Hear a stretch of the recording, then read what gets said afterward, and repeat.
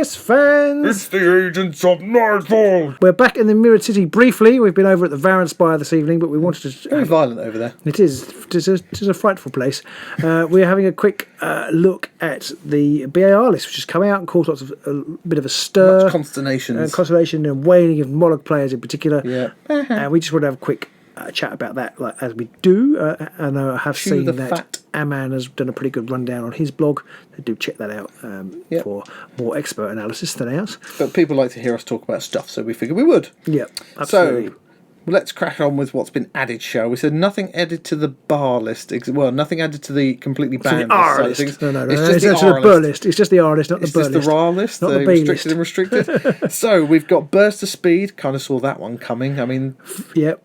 Then you've got Warning Shot. I'm not sure about Warning Shot. I mean, possibly it's a bit easier to It's too good for the range warbands. It's too good. I mean, it can be a very frustrating card because when you are trying to shoot and you keep hitting, which is perversely very frustrating. I wonder how annoying that must be for people. I don't know if there's anyone out there who's been in that situation where possibly it could have affected their standings in a grand clash. Andrew, yeah. But yeah, I find it's a non-negative player experience. I think because it's like your opponent misses and they still score glory. I think, and it's very hard for you to do anything about that as well. I think it's a bad card actually. I'm not sure it should have made it into the game. Anyway. Yeah, and the next one is Acolyte of the Cataphragms. I was a little surprised to see this one in here because it does rely on you having a load of Cataphragm relics on one person. Or tomes, not relics. Sorry, yes, the tomes on one person. It's not as bad as the relics situation, but it's promoting that Mollog tomes deck, which I know appeared a lot and obviously won the Grand Clash. I think it's just trying to mitigate that because it is. Although I played against it once at the Grand Clash, and I really actually enjoyed the games I played. But it's not like back in the days of the Relic Gate, where the finalists were two Relic decks playing against each other, sitting back into the board. There were 3 tome decks in the top 16. Oh, were there? Okay, I didn't know that. And I think there were at least 2, and I think there were 3. And then the team that won the ATC over in America, which was Aman and Davey and Jonathan. They used it as well. Okay. And so I can see it is really powerful, and I think it's reasonable to restrict it. Yeah. That makes sense. I think they've restricted it so it's quite hard to play Moloch defensively and aggressively. I think that's the thing. Yeah. Which I think is probably a good thing. The next one on the list is Calculated Risk. It probably had its day's number because I think everybody in his NAM was taking that. Yeah, and Aman summed it up perfectly. It did great things for the game in the sense that it promoted the playing of lethal hexes. Yeah, I mean, before really that, people barely ever touched them. Which I really liked, and so that was good. It made the game more certainly good for the Gospel Hunt to have more lethal hexes around, I think. Although on balance, possibly not.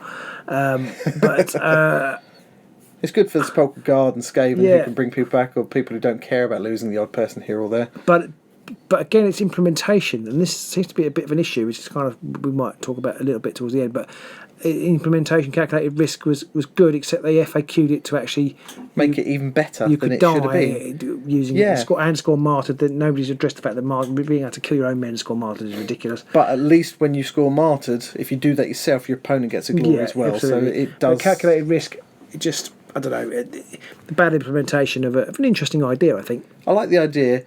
Like you say, I think they FAQ'd it poorly and implemented it poorly. I think you should at least have to pass through the hex and not finish on it, and you should survive. Yeah. Or just be a bit more specific with it. The last one is Sorcerer's Scouring. I think you do have to finish. I think you do have to pass through it, don't you? I don't think you can finish on it, but you can then go on another one and die. Yeah, that's true. Yeah, sorry, yeah. I never found out whether you could run through the same one twice and die the second time. I don't think it says anything that you couldn't. So, and the last one on the list is Sorcerer's Scouring, which I think was probably inevitable as well, with all the magic flying around. It was just another kill somebody, which is what you're going to be doing anyway. Yeah, and the glory. Yeah, although they didn't do Strange Demise. No, they didn't, which is a bit of a question mark there. So, onto the Universal Gambits. They got rid of Sorcerer's Flourish. I think we said in previous discussions that we probably reckon that should be on there because it's just an extra damage. Andrew said it shouldn't. Yeah, Andrew said it shouldn't. Behind the scenes at Patreon Towers. So, we kind of thought that was going to be the case. Upper Hand, everyone was going on about that being an awesome card, so it was just a matter of time before that one was going to end up on there too. And Sphere of Akshi, which I don't know, I'm a bit more surprised about Sphere of Akshi because there's a lot of 1 damage cards. Maybe it's because it's easier to cast. Like True, and, true. There's a lot of one damage spells as well. Like there's the there was another one that came out in the Power Unbound deck, which is a kind of volley of something or other. It had a weird name. Doesn't have to, I think it has 2 lightning though. Oh, true. It might be because it's easier to cast. There's 2 lightning, and I think there's Pangs of the Great Lack, but that's a specific one, and it's a focus as well. Yes, yeah. Again, makes it harder. And then onto the upgrades, we have Spirit Bond. Now, I don't think I've used it yet, and I don't think I've played any. I don't think I played anyone at the Grand Clash that had it either. Picked it. It was on my almost take. I can see it's an almost automatic include for Mollog, because you're going to stick it on one of your squigs in the backfield, and Mollog's suddenly that much better. Yeah. Archer's Focus, I can see why that's been banned. It's pretty handy. Well, not banned, but restricted. Yeah, there's so many ranged people throwing stuff around who are doing like 3 or 4 damage once they've got some upgrades on them. That suddenly becomes a very powerful card for them. And the last one was Well of Power. Again, I can see possibly why they've done that. It means that spellcasting warbands are slightly less powerful. Yeah, but that kind of touches on an overall problem I have with the restricted list. It's a bit starting to feel like it's a bit of a heavy implement. I don't really know how they can do it better. That's the only thing.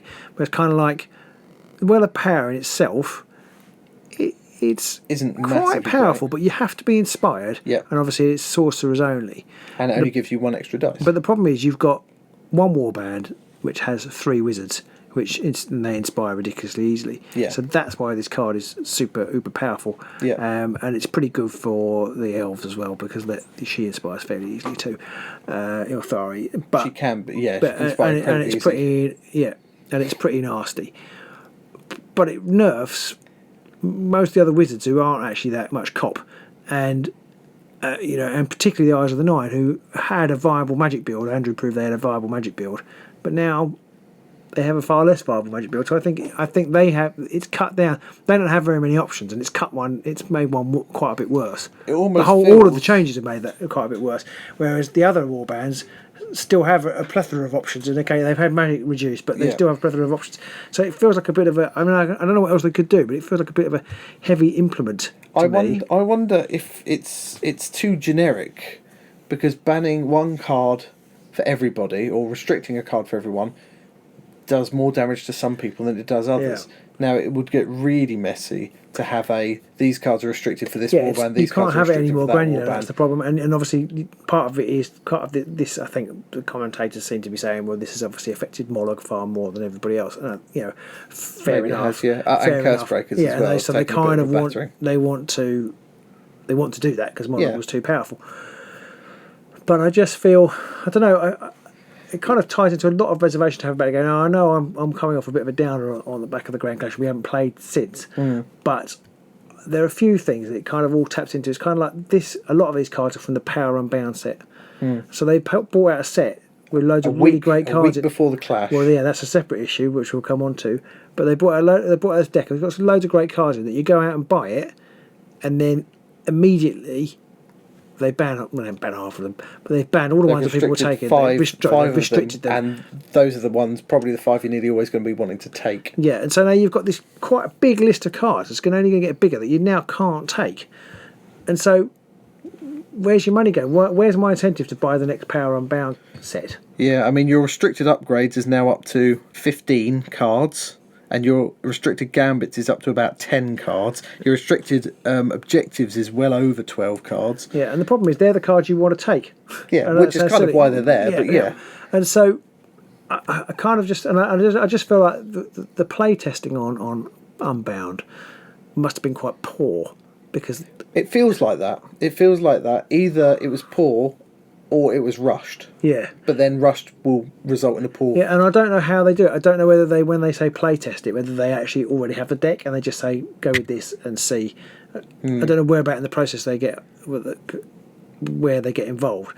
So in some ways it's too late then, but I don't know how far in advance they work, because obviously getting playtesters on years in advance could have all sorts of ramifications. Yes, yeah. But I just feel like this deck was clearly very powerful, and they've clearly had to react to that power and bind it maybe. Yeah. So it's now power. It does make me wonder whether the people who are playtesting it are in a position of only looking at it from are these cards powerful point of view. Well, yeah. And then you end up with a load of powerful cards, and then they have to turn around straight away and go, sorry, these are too powerful, you can't use them all. Yeah, and that kind of taps into a separate issue, which they were talking about in the Grand Clash, that the playtesters are people who play the game a lot. Fair enough, you have to play the game a lot. We don't play it enough. We only play each other once a week. That's not enough. Yeah. So we were playtesters, but they're people who play the game a lot, and they're people who play competitive and do well at a Grand Clash. Yes. You're going to get a very specific set of cards Yeah. if you play with people who do well at a Grand Clash. I definitely feel that's the case, and I wonder if when they're getting people to playtest it, and we don't know anything about the playtest process here, so it's hard to comment. But it does. But we're going to anyway. But we're going to, because that's why we're here, and it makes me wonder if people are being given specific instructions when they playtest. For example, okay, we want you to try and make a magic heavy deck. We want you to try and make a defensive deck, an objective based deck, a passive deck. Or are they just giving these cards to people, and then people are obviously just making offensive or magic-based decks because those are the best decks to make, and then they come out with some alterations based on that? It kind of feels to me like objective-based decks haven't really been thought about at all, especially with the last set of Power Unbound cards. No. And I've always bemoaned the death of objective-based play. And yes, somebody got into the top 16 with some objective card play in their deck. Nighthorn player. Yeah. So I think it was a Nighthorn player that had that, well. and he did do well. Yeah. But that's 1 out of 16, and everybody else in that 16 either had like a Cataphrane Mology type deck or just a straightforward He's defensive doing deck. better now, I suspect, with the restrictions they haven't. Possibly. That style of play hasn't been nerfed at all, I don't think. But I just feel like if you're going to bring out a deck, bring out cards, there needs to be more balance. And I think it's also difficult that they bring these things out just before Grand Clashes, and then, like, here they are, play with them, and then some people. This is However, another some issue. people have had it for like months before. Well, yeah, so I don't know when the playtesting playtesting board, but clearly they're the competitive guys, so they've been playing at the Grand. They've been playing with these cards before they come to the Grand Clash in a competitive manner. And then they win or do well, and then they're restricted, so nobody else can get that advantage. Yeah, it's kind of. It's definitely one-sided, and this is something I wanted to touch on in my other wash up of the Grand Clash, in that I do feel there's an inherent unfairness in letting people who are employed by GW or are playtesters for GW compete. I kind of feel like if you're a playtester or if you're an employee, you can't compete. No, you they're all lovely guys, and it's nice to see them. I don't begrudge any of them. But I think what if they you do. look at any of the Fantasy Flight and possibly the Magic rules, basically, if you're an employee, you can't play. Yeah, and I think you've got to do that, really. You're either on one side of it or you're on the other. Yeah. You're either a creator or you're a user. Yeah. And if you're a creator, you can't compete because you have such an unfair advantage in that situation. Certainly if you're a creator, or if you're just somebody who can just play every day in the office with the creator, it creates a non-level playing field, I think. Yeah, I agree completely. And people might say, well, if you want to win, if you want to beat the best, you've got to play the best and all the rest. And okay, yeah, but it's a board game, so let's but they could have an open championship, I suppose, like they have an open painting competition, don't they? Or they used to. That's true. Yeah, they could have an open chosen. one. I think it's ever open, so anybody can enter. It could be. But I just feel that they just need to look at it, because it's great to play with those guys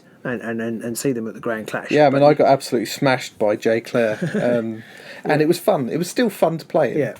Yeah. But it doesn't. It does leave a bit of a sour taste in your mouth when you see that of the top however many people, a fairly high percentage of those people are either employees or playtesters. Yeah, so I've probably seen this product early. I mean, they may not have done, but the playtesters, I hope, have done. Well, and the employees, I suspect, have as well. They've almost definitely. So it's an interesting one. I don't know, it sounds a bit like sour grapes. I just feel that there seems to just be a slight issue around the new product coming out, and then I kind of feel like the game's in a precarious state, because you've got this ban list, but they're suddenly going to bring in another 11 gajillion cards with Beast Grave. We could be looking at another 500-600 with Beast Grave, which is season 3. Yeah, and then there'll be an extra pack of cards in there because the ones are coming out, and there's Dreadfane Warband's coming out as well. Monsters Unbound or something, and the Dreadfane cards too. So I just feel like the game. I still love playing it, but I'm worried about it bloating, and I'm worried about the effect of the bar list getting out of control. Unfortunately, I can't really think of any solutions, because there are. Well, I think you came up with one, because you said in one comment at some point that maybe they just need to not do universal cards, and maybe they need to concentrate on the Warband specific cards. Yeah, I just don't want to pick that I haven't actually put out yet. Oh, sorry. But he's going to say this at some point in the future. Yeah, it's just a thought I had. I kind of feel like the drive to create new cards all the time is actually spoiling the game because there's too many new cards. Other people have said, "Oh no, but you need to vary the meta," and I'm not sure. And I always come back to chess. The chess meta hasn't varied very much in the last 2,000 years, and it works pretty well. And so I don't quite get this. Once they banned the all queen list, it just wasn't worth playing. I don't quite get the varying in the meta because I feel like, and again, I'm not an expert in this type of game, I feel like the meta will vary itself a little bit over time anyway, because as certain things become strong, then people will counter it. And so as long as I don't think they will, though. Because I think as long as you the only way you can balance that, though, is to add more stuff to the bar list. Well, as long as you haven't got a one overriding way of winning, which is the balance, and becomes harder and harder when you've got more and more cards. And they have had that issue before. Like the classic one has been the relics. It was an out and out way to win the game. As long as it's balanced, then if the game is well balanced, then I'm moving my hands here and nobody can see that. But if the game is well balanced, then the meta should shift, because it should be like, okay, well, people are predominantly taking this, so I can take that to counter it. So then this becomes less effective, so less people take it, and it should. I feel right now that things aren't balanced enough for that to happen, and that it leans so much towards the hyper offensive warband choice or uber magic-y passive sort of curse breaker. I hear you. But I'm not sure that making more cards and changing the meta is the way to fix that, because it only seems to make the swing even more so. And one thing I have noticed is two warbands that have caused quite a bit of upset in the whole thing are Curse Breakers, now that all the cards are out, and Mollog when he arrived. Although, interestingly, once all the cards are out, I'm not sure Curse Breakers were as good, because they actually didn't fare that brilliantly at the... I wonder if that's just because they weren't the shiny... We both beat them. That is true. I wonder if that's because we both played the same person, and he was just incredibly unlucky that day because his dice were disgustingly bad. The only other game I took was out against Curse Breaker. Well, the same for me as well, so... That could be that. It could just be that we were so focused on trying to make a Curse Breaker beating decks that we were focusing too much on them, because I didn't do very well against everyone else. But I wonder if they just weren't the new shiny and it was more Uthari's Guardians and Co. Maybe. But a lot of the cards that have got banned are magic-y cards because of Curse Breakers, and a lot of other cards have been banned because of Mollog. Now, Mollog is quite a polarising warband because it's one big Uber fighter and 3 losers that no one really cares about. And Curse Breakers are just 3 casters, which nobody else has. 3 losers, exactly. So both of those warbands have a different makeup to all the other warbands. They both cause issues because they can abuse certain scenarios more than any other warband. So then they ban cards to stop them, but that then penalises a lot of other warbands that needed those cards. Yeah, they can double down on certain types of card. Yes. And we talked about this a long time ago, that it would be a shame if they ever released a warband that they'd have to ban because they were too unbalanced. Because I think one of our Patreon supporters asked us about, warband abilities and stuff like that. And I don't think either of those are bannable by any stretch right now, but the minute you introduce a warband that's quite off-piece to all the other warbands, you create an imbalance that can be much harder to rectify. So the whole Mollog one warrior, your only choice in the whole warband, and the Curse Breakers, which everyone's a magic user, that suddenly causes a lot of imbalance that is hard to then fix. Basically. I'm just going to sneak one more thing in before we go. It's related, but not quite a thing. Somebody emailed us and said his solution for fixing the season 1 disparity, which I think this ban list has gone a little way to fixing that season 1 disparity. I think none of them have been affected really. Our man says that he thinks the Fiends will be strong again. The suggestion was that the new warbands, and I don't know whether it'd be too late now for Beastgrave, but the new warbands could have the same faction symbol as some of the old warbands. So you wouldn't change the fighters, but you could give them new cards. That way they could get new universal cards. So you'd get another Orc. New specific cards. You'd get another Orc and it would have the same little axe symbol. And then you could use the cards from that. You could give them more powerful cards. Yeah, because then you could go through a new round of releasing a new Warwick warband, a new Skaven warband. So you're still doing new product. Yeah, which is what everyone wants. That. What's his name? John Bracken said. Well, they're not going to say to me, "Work on something that's not new." Yes, exactly. You've still got a new product, but feeds back into the old product. Yeah, I like that. I think that's quite a nice, really elegant solution. I'm afraid I can't remember the name of the guy who said it, but if it was, you do comment in the or I'll try and dig it out, and then I'll flash it up, or Pete will flash it up on the video, which you won't be able to see if you're listening to this on SoundCloud. But, sorry about that. But yeah, I think they definitely need to do something, and the problem they have is when they try and go off piste, it creates an imbalance which can be very hard to rectify without going heavy-handed with things like a bar list, unless you're going to go with warband specific limitations, which is going to be even uglier. So the only other ways you can to fight that is to bring all the other weaker warbands up by that suggestion of producing more cards. So I think we're in a difficult place here. I mean, I wouldn't say I haven't fallen out in love with the game at all, but we've been all about Warcry the last couple of weeks, so that's kind of skewed things a little bit. But I think we're in a difficult place because you've got people. Jamie Giblin said his love of the game has fallen away a little bit, and a lot of people disagree with him actually. So maybe it's not. Maybe it's just him and I, and I don't know how you're feeling about it. But you've got all these cards that you already.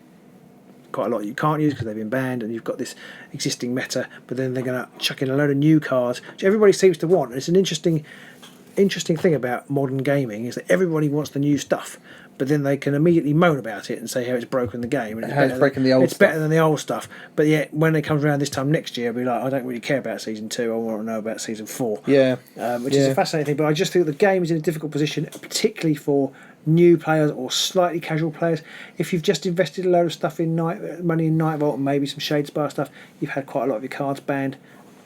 Are you looking forward? It's going to leave you a bit of taste in your mouth, isn't it? So, are you going to look forward to season 4? I know at least one of our patrons isn't particularly looking forward to season 3, so we're not 4, and that's sad. The game doesn't want to be in that situation. So at Games Workshop, this game has been great. I really liked it, but I just wonder whether it's expanded at a slightly too bigger way, and it might have to contract a little bit and then before it can and expand a little slower, take things a bit easier, maybe work on the playtest regimen a bit more and try and make things a little tighter.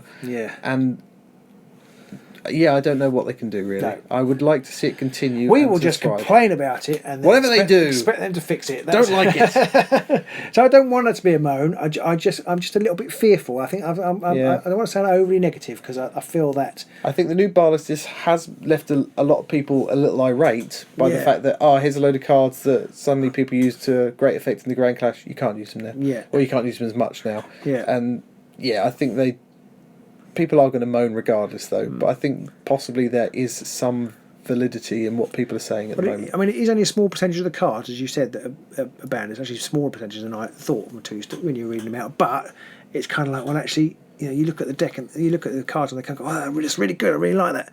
Oh, but now I can't use it because I can only use 5 of those cards that I like to use. Now, that keeps the game balanced, but actually it feels diminished because imagine we got to the point where we didn't want to use Ready for Action anymore because it wasn't one of the 5 best cards. Never going to happen. No, but it could because we're getting to that point now. And I watched one of our old battle reports. It was Stormcast versus Sepulchral Guard. The game was a mighty 9 glory to 10 by the very end of the 3rd round, and we didn't score. There were no instant scores, I don't think. Or there might have been like 1 or something like that. And even back then, we were like, "Wow, instant scores! They're brilliant." And now there's like a billion of them, and it is tricky. I mean, I like the fast pace of the game that's come about, but maybe, like you say, it's got too fast. Let's slow it down a bit. Yeah, I just think it's growing too fast. That's really what I meant by that. But I just think it risks because we've got another however many objectives coming down. They've all got to fit somewhere in the balance of the objectives we've already got, and not be too hard or they're going to be banned. Sorry, not be too easy because they're going to be banned, and not be too hard because no one will take them. Yeah, exactly. So that is the other annoyance. You buy 1,200 cards and 900 of them are cruft, and you only actually pick from about 300. At least you can take them to a dog show. That is true. Yeah. Bork, bork. So anyway, let us know in the comments below what you feel about the new bar list, what you feel about how the game's doing right now, where you think it's going, and if you like, how you feel about the competitive scene and how you've been faring. Yeah, absolutely. And do tell us if we're wrong. Yeah. And do tell us if you agree with us. We're always freely ready to admit when we are talking out of our backsides. Well, we're always talking out of our backsides, and sometimes people agree with us, and sometimes we hit the mark, and sometimes we don't. So sometimes we get accused of making stuff up, which was hilarious. But anyway. Lols. So we shall see you soon in the Mirrored City, or maybe the Varan Spire. Bye. That's why we're waving.